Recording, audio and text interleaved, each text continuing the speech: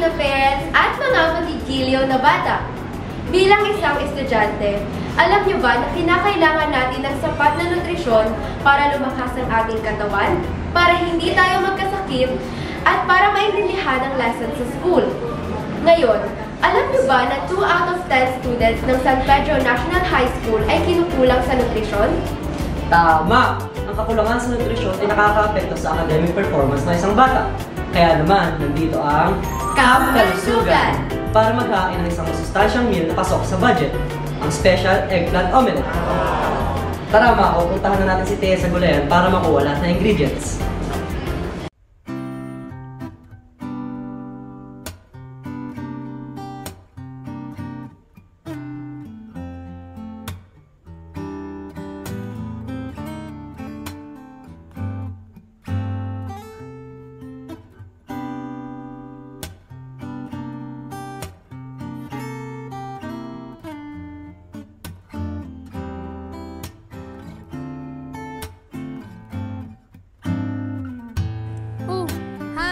Nandyan pala kayo. Nandito tayo ngayon sa ating gulayan para kuhanin ang ating kakailanganin.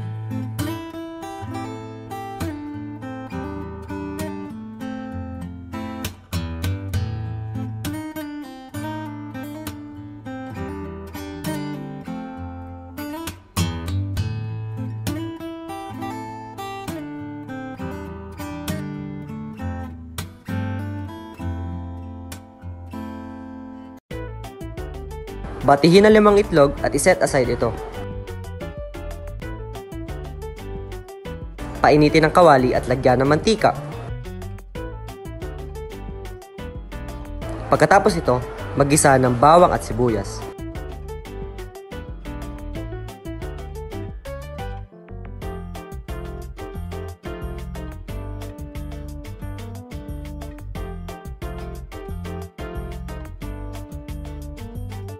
Unahin ang carrots at isunod ang talong.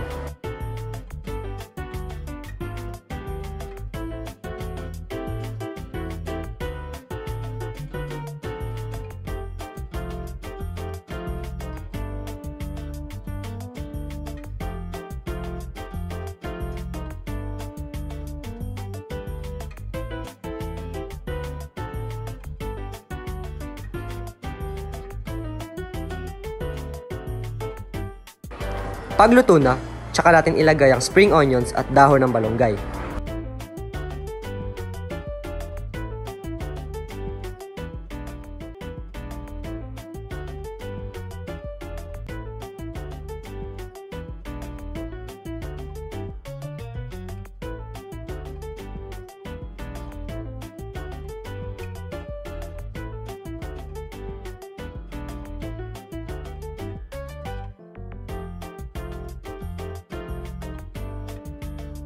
Timplahan ng mga gulay ng seasoning para maging malasa.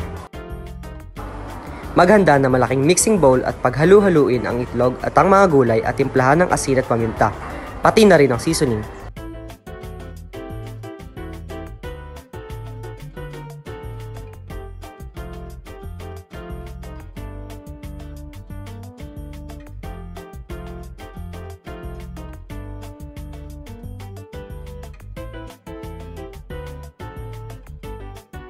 Iprito na ang omelette mixture.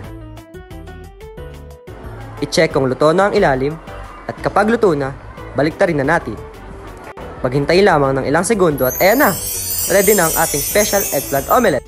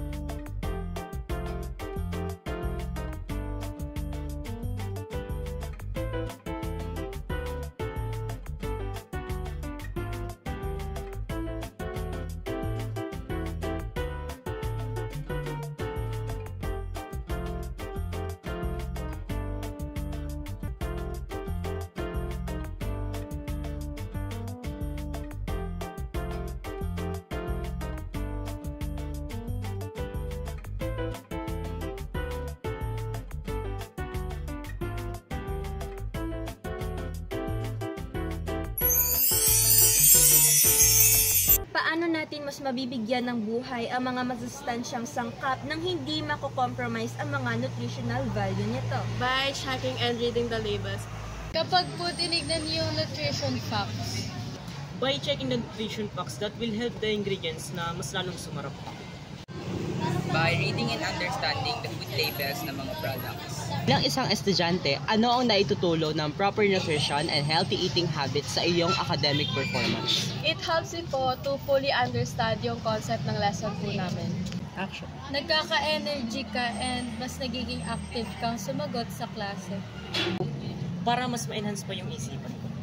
Para makapag-perform tayo ng activities and tasks without experiencing problems. Sa edad mo, bakit mahalaga ang pagkain ng masustansyang pagkain? Sa pagtanda kasi natin, kailangan natin mapanatili ang pagiging malusog ng ating katawan at isip. Kaya kailangan natin kumain ng mga masustansyang pagkain. Paano ka magiging informed consumer? For me, I can be an informed consumer by reading because it gives us all the information that we need to know about a certain product.